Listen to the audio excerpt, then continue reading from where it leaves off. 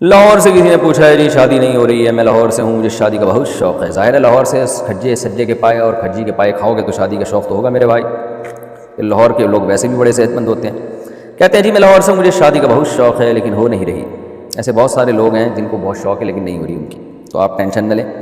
کہہ رہے ہیں الٹا ڈپریشن کی طرف جا رہا ہوں، بہت مشکل سے 1 سال پہلے منگنی ہوئی تھی، گھر والوں کو کہہ کے تھک گیا ہوں، مجھے کوئی حل بتا دیں تاکہ میں میڈیسن کی طرف جانے سے رک جاؤں۔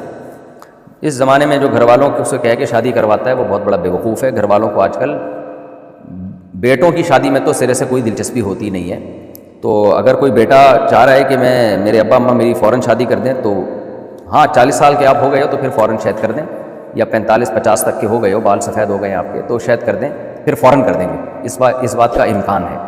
لیکن اگر آپ ابھی ینگ ہو، 20-25 سال کے ہو یا 18 سال کے ہو تو پھر ماں باپ نہیں کرتے، پھر اس کا طریقہ یہی ہے کہ آپ خود کر لیں، فری لانسنگ کے ذریعے کمائیں یا کسی اور طریقے سے ٹیوشن بچوں کو پڑھائیں، کسی بھی طریقے سے کمانا شروع کر دیں اور کوئی غریب لڑکی آپ کو مل جائے آپ شادی کر لیں۔ اس نیت سے کر لیں کہ جب پیسہ آئے گا تو پھر کسی مالدار سے بھی کر لیں گے۔ تو یہی ہوتا ہے میرے بھائی، اسی سے آپ کی ڈپریشن انشاءاللہ ختم ہو جائے گی۔ دوسری قسم کی ڈپریشن شروع ہو جائے گی لیکن یہ والی ختم ہو جائے گی۔ تو وہ والی ڈپریشن آسان ہے، اس کے لیے میڈیسن نہیں کھانی پڑتی۔ اچھا بھائی، یعنی اللہ نہ کرے تو ہو جائے دوسری قسم کی ڈپریشن۔ ایک مثال دے رہا ہوں کہ بعض دفعہ ایسا ہوتا ہے لیکن انشاءاللہ آپ کے ساتھ نہیں ہوگا، آپ اچھے جذبے سے شادی کریں۔ خون آلودہ ہاتھ دیوار پر چھاپنا۔ پاکستان سے کسی نے پوچھا ہے جی یہ پاکستان سے کیا مطلب، شہر بتانا چاہیے، آپ لوگ نہ نام بتاتے ہیں نہ شہر بتاتے ہیں۔ کوئی پرسنل سوال ہو تو چلو آدمی اپنا نام چھپائے نا، نارملی اپنا نام کیوں چھپا رہے ہو بھائی؟ میرا سوال یہ ہے کہ قربانی کرتے ہوئے یعنی جانور کے گلے پر چھری پھیرتے ہوئے جو خون ہاتھ پر لگے، کیا اس خون سے بھرے ہوئے ہاتھ کو گھر کی دیواروں پر چھاپنے سے گھر سے شیطان دور رہتے ہیں؟ بالکل غلط بات ہے، بلکہ شیطان اور قریب آئیں گے، اس لیے کہ گندگی اور ناپاکی کو دیکھ کے شیطان آتے ہیں۔ تو خون ایک ناپاک چیز ہے، حرام چیز ہے، گھروں میں اس کے ٹھپے لگانا ایک جاہلانہ اور بالکل ہی مشرکانہ قسم کی رسم ہے، تو ایسی چیزوں سے شیطان آتے ہیں، جاتے نہیں ہیں۔ والدہ کی بد دعا کا خوف۔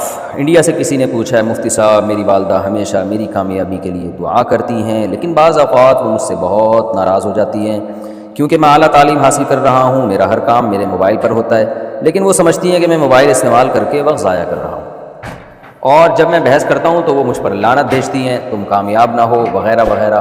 کیا ایسی دعا قبول ہوگی؟ یعنی بد دعا قبول ہوتی ہے؟ کیونکہ میں اس کی وجہ سے بہت افسردہ ہوں۔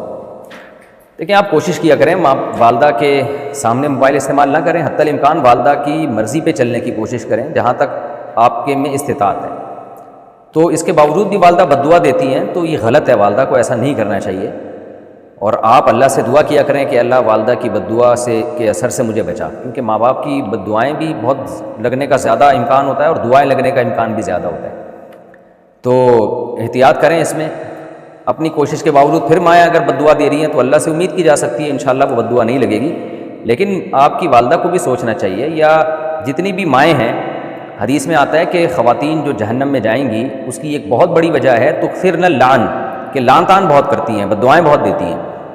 تو یہ صرف یہ آپ کے لیے خطرناک نہیں، آپ کی والدہ کے لیے بھی بہت زیادہ خطرناک ہے اگر وہ بد دعائیں زیادہ دیتی ہیں۔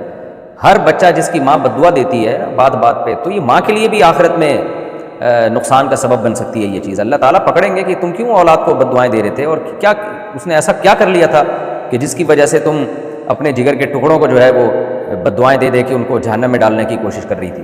اس لیے عورت کے لیے بہت خطرناک ہے کہ وہ اپنے اولاد کو بد دعا دے، تو یہ اس سے اجتناب کرنا چاہیے۔